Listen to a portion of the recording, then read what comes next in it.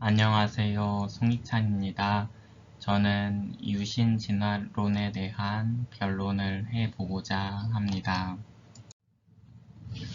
유신 진화론이라고 하면 진화를 두둔하고 창조를 부인하는 인상을 주기 때문에 기독교 내부에서는 반발이 많습니다. 제가 이 이야기를 하는 목적은 과학을 기반으로 한 무신론적 세계관의 공격으로부터 기독교가 대응하기 위해서는 유신론적 사고가 필요하다는 것과 자라나는 다음 세대 그리고 현대의 지성인들에게 기독교를 더 잘 이해시키기 위함입니다. 빅 히스토리에 대해서 아시나요? 말 그대로 큰 역사입니다. 138억 년 된 우주의 역사를 거시적으로 이야기하는 것이지요. 우주의 전 역사를 1년이라고 봤을 때 현생 인류의 출현은 12월 31일 밤 11시 5분이었다. 이런 식으로 얘기를 하는 겁니다. 이러한 역사를 요즘 우리 중고등학교 학생들은 학교에서 배운다고 합니다. 또 많은 대학에서는 이러한 책들을 권장 도서 목록에 올려놓고 있는데요. 문명 발달의 차이에 대해 서술한 총균쇠, 인류의 진화적 특성에 대해 이야기하고 있는 제3의 침팬지, 그리고 현생 인류가 어떻게 이러한 발달된 문명을 누리게 되었는지 혁명적 사건에 대해서 기술하고 있는 사피엔스, 이 책들은 모두 현재 인류를 호모 사피엔스라고 하고 있고요. 이것은 호모 과학, 패밀리 중에서 호모 속, 지너스의 한 스피시스, 종으로서의 호모 사피엔스를 말합니다. 즉, 호모 사피엔스도 다른 동물들과 마찬가지로 종속 과목 강문계의 분류에 들어간다는 것이고, 가장 가까운 종인 침팬지와의 유전학적인 차이는 불과 1.6%에 밖에 되지 않는다는 것이지요. 본격적인 이야기에 앞서 저의 이야기를 먼저 해보고자 합니다. 저는 미션스쿨이었던 고등학교를 다녔는데요. 그때의 기독교 신앙을 처음 갖게 되었습니다. 이후 대학에 입학하여 CMF, 크리스천 메디컬 펠로우십이라고 하는 의대 기독학생의 활동을 통해 신앙심이 깊어지기 시작하였고요. 특히 처음 저의 신앙을 견고하게 해주었던 것 중에는 수련의 기간 동안에 들었던 창조과학에 대한 강의였습니다. 하나님께서 이 세상을 창조하셨다는 것이 과학적으로 잘 설명이 되는 것을 보고 신선한 충격을 받았고 저는 그 이론에 매료되었었습니다. 당시 저의 열정을 보여주는 한 예를 말씀드리면 학창시절에 비교해부학이라는 과목이 있었는데요. 기말고사 시험을 치를 때 이런 문제가 있었습니다. 생물의 진화에 대해서 논하시오. 당시 저는 이 문제에 대한 답으로 나는 진화를 믿지 않는다 라고 적어낸 적도 있었습니다. 그만큼 저는 창조과학에 심취해 있었고요. 하지만 그것에 대해서 깊이 알아가면 알아갈수록 의구심 또한 생기고 있었습니다. 얼마 전까지만 해도 저의 집 서재에는 창조과학에 대한 책이 유신진화론에 대한 책보다 많았는데요. 이러한 책들은 창조과학 강의에서 들었던 것 이상으로 과학적 근거나 논리를 제시해주지 못하고 있었고요. 과학이라고 칭하고 있지만 일반적인 과학자들에게 인정받는 과학적 사실, 즉 논문과 같은 것들을 제시해주고 있지 못하고 있습니다. 우리나라에서는 창조과학회에서 일하시는 분들의 열심이 대단했던 것 같습니다. 2012년 네이처라는 과학 잡지의 뉴스에서 한국에서 창조과학자들의 요구에 의해 과학 교과서에 시조새가 빠지게 되었다는 소식이 나왔었으니까요. 당시에는 물론 저도 이러한 운동에 적극 동참하던 사람 중에 한 명이었습니다. 하지만 우주가 단 며칠 만에 탄생한 것이 아니라 수십억 년의 과정을 거쳐 현재의 모습을 갖추었다는 증거는 매우 다양합니다. 138억 년 전의 빅뱅으로부터 현재 우주가 만들어졌다는 대표적인 증거로는 허블의 법칙, 우주 배경 복사, 수소 헬륨의 질량 비 등이 있는데요. 허블의 법칙은 가까이 있는 은하보다 멀리 있는 은하의 후퇴 속도가 빨라서 우주가 지속적으로 팽창하고 있다는 것을 말하고 있고요. 우주 배경 복사라는 것은 빅뱅으로 인해 당시 높은 중력에 의해 갇혀있던 빛이 중력이 약해지면서 우주 전체에 일시적으로 빛이 퍼졌는데 이것을 전 우주 어디에서나 어느 방향에서든 측정이 가능하다는 것입니다. 그리고 우주에서는 수소와 헬륨의 비율이 어디에서나 똑같은데요. 이것은 빅뱅 당시 핵 융합에 의해서 그렇게 만들어졌기 때문이라는 것이지요. 물론 물리학자가 아닌 비전문가의 시선으로는 이해하기 어려운 부분도 있습니다. 하지만 이러한 증거들은 수많은 과학자들의 검증에 의해서 만들어진 매우 견고한 사실들입니다. 우주의 진화에 반해 생명의 진화는 아직도 모르는 부분, 수수께끼인 부분이 많습니다. 하지만 대부분의 과학자들이 동의하고 있는 부분은 다양한 생물들이 자연의 선택의 원리를 통해 지금까지 살아남아 있다는 것인데요. 여기에서 동물이 진화했다고 하는 근거는 오래된 화석에서는 단순한 생물이 발견되고 비교적 최신의 화석에서는 더 복잡한 생물이 발견된다는 것입니다. 물론 미싱 링크라고 해서 중간 단계 화석이 발견되지 않는 경우도 있으나 많은 조사와 발견을 통해 중간 단계 화석이 발견되면서 그동안 해결되지 않았던 물음에 답을 해주고 있고요. 이것은 앞으로도 더 명확해질 것이라 생각합니다. 또한 생명체의 유전 정보를 저장하고 있는 DNA는 종들 간에 매우 유사한 특성을 가지고 있으며 같은 DNA가 어떤 종에서는 작동을 하기도 하고 어떤 종에서는 아무런 역할을 하지 않는 경우도 있습니다. 즉 이러한 사실들은 사람이 바로 만들어졌으면 이런 불필요한 유전자 혹은 우리 몸에 남아있는 흔적 기관은 왜 존재하여야 하는가 라는 의문을 낳게 되는 것이고요.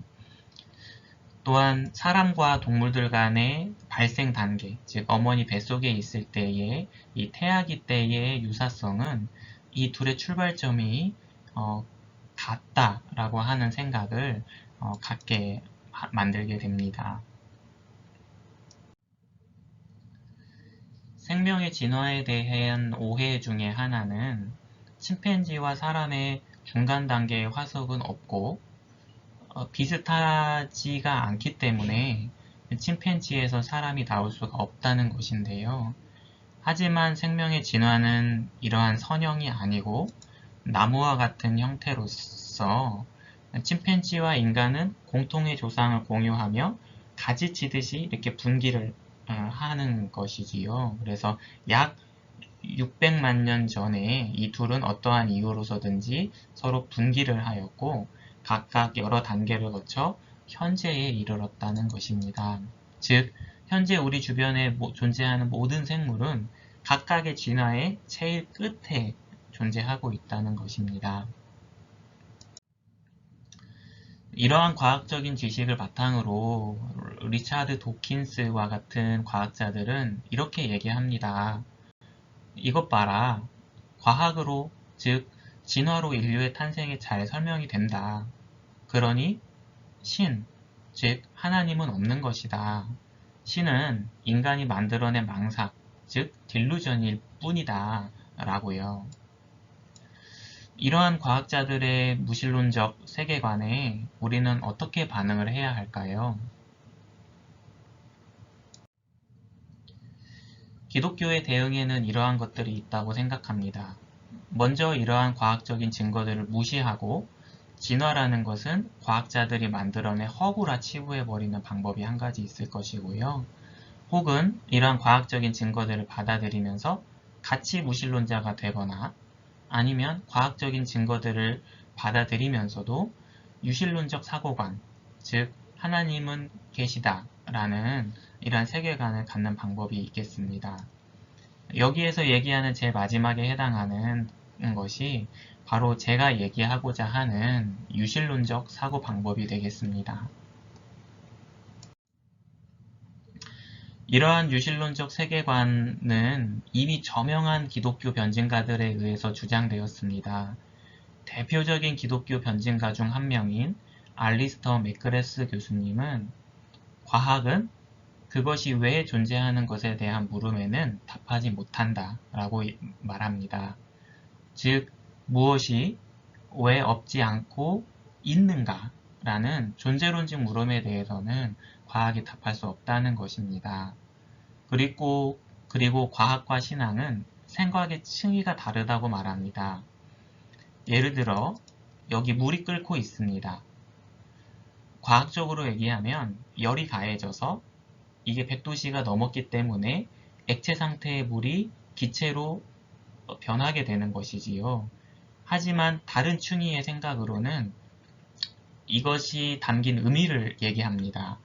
이렇게요. 사랑하는 아내가 나에게 따뜻한 모닝커피를 타주기 위해서 물을 끓이고 있구나 하는 것입니다.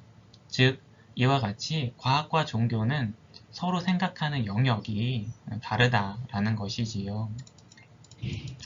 우리가 잘 아는 C.S. 루이스는 이렇게 얘기합니다. 우리는 태양을 보지 않고도 날이 밝으면 해가 떴음을 직감적으로 안다. 이와 같이 우리 안에 존재하는 선한 의지와 악한 의지, 이것을 구별하는 양심이라는 것이 존재한다는 것은 지극히 선한 존재, 즉 하나님과 지극히 악한 존재, 즉 악마가 이 세상에 존재한다는 것을 말해주고 있다라고요. 그러면 어떻게 할 것인가? 저는 우리 기독교인들이 생각의 프레임을 바꾸어야 한다고 생각합니다. 즉, 진화냐, 창조냐라는 대결적인 구도를 떠나서 진화라는 과학적 증거를 바탕으로 우리는 무신론적 세계관을 가질 것이냐 아니면 유신론적 세계관을 가질 것이냐라는 물음으로요. 기독교인이 아닌 과학자들도 인류 원리라는 것을 말합니다. 그것이 무엇이냐면요. 이 세상의 물리 법칙들이 마치 지금 이 시기, 빅히스토리로 치자면 12월 31일 오후 밤 11시 52분인 지금 이 시점에 인류가 태어나도록 맞춰진 것 같다는 것입니다.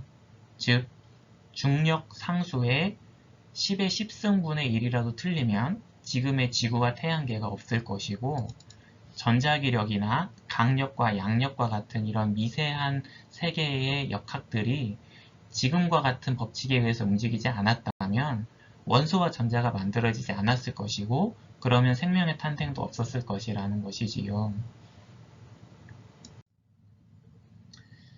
그러면 우리는 성경을 어떻게 볼 것인가? 성경은 먼저 그 성경이 쓰여진 당시의 사람들을 위한 것이었습니다. 이것을 신학자들은 이렇게 얘기합니다. Not to us, but for us. 즉, 우리는 성경을 볼 때 이 말이 당시 성경을 받게 되는 사람들에게는 어떤 의미가 있을지를 먼저 생각을 해보아야 하고요. 그것이 지금 나에게 어떤 의미가 있을지를 적용을 하게 됩니다. 예를 들어 모세의 오경의 첫 번째 독자는 출애굽한 이스라엘 민족들이었습니다.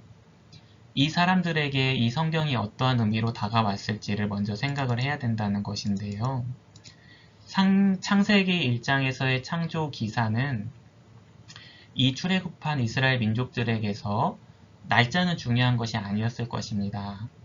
다만 그들에게는 이 세상을 창조한 것이 해와 달, 자연, 만물 그 자체가 아니라 바로 하나님께서 이 모든 것을 창조하셨다는 그 의미 자체가 중요했던 것이지요. 그리고 당시 고대 중근동의 히브리인들은 우주를 이와 같이 이해를 했다고 합니다. 지구는 바다에서 둘러싸여 있고 지구 밑에는 스올이라는 지하세계가 있으며 하늘에는 궁창이라는 물층이 있어서 이곳으로부터 비가 오고 이 궁창 안에 해와 달, 별, 구름들이 존재한다고요. 이로써 제가 말씀드리고자 하는 것을 요약하면 진화에 대한 과학적 증거들을 받아들여도 기독교적 신앙은 충분히 가능하다는 것이고요. 과학을 바탕으로 하는 무신론적 세계관의 공격으로부터 기독교가 대응하기 위해서는 유신론적 사고가 필요하다는 것입니다. 물론 유신 진화론에 대한 이해가 아직은 보편화되지 않았기 때문에 해결해야 될 과제들이 많이 있습니다. 이 부분은 앞으로 신학자들의 연구와 노력이 뒷받침되어야 할 것으로 생각됩니다. 끝으로 프란시스 베이컨의 학문의 진보의 한 구절을 읽어드림으로써 마치겠습니다. 그러므로 결론적으로 우리는 적당히 하는 선에서 멈춰서는 안 된다. 성경 말씀에 대한 연구나 신의 작품인 자연에 대한 탐구, 즉 신학과 철학에 대한 지식이 충분하다고 생각해서는 안 된다. 오히려 우리는 이 두 영역에서 끝없는 진보나 능숙함을 얻기 위해 노력해야 한다. 경청해 주셔서 감사합니다.